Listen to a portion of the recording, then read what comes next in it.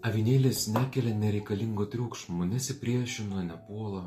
Tai romumo, nuolankumo ir pasitikėjimo ženklas, kaip Izaijas sako 53 skyriuje.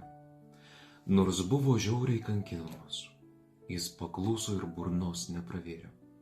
Kaip tyli ėriukas vedamas pjauti, kaip tyli avis kerpama, taip jis nepratarė nė žodžio.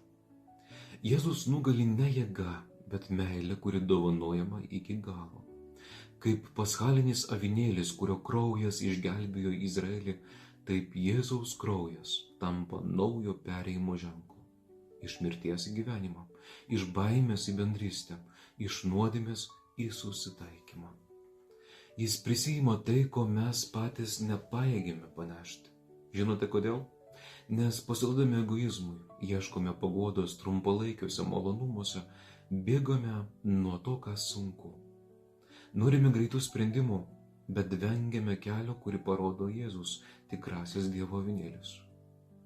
Jis nekelia nereikalingo triukšmo, kviečia mus nutildyti pasaulio triukšmą, kad gyvenime nebesusitelktume vien tik į save, savo patogumus ir problemas, kad išdrįstume atsiverti Dievui ir kitam žmogui.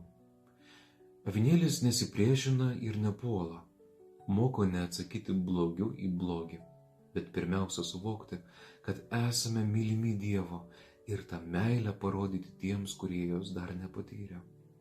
Avinėlis gyvena meilę. Jėzuje Dievas nebėra tolimas ar nepasiekiamas, jis tampa artimas. Jisai yra čia ir dabar, jis kviečia į santykį. Jis panaikindamas pasaulio nuodėmę, Jėzus ne tik atleidžia, jis atveria kelią naujai vienybei su tėvu ir tarpusavio vienybei. Avinėlis tai meilė be smurto, galia be prievartos, pergalė per pasiaukojimą.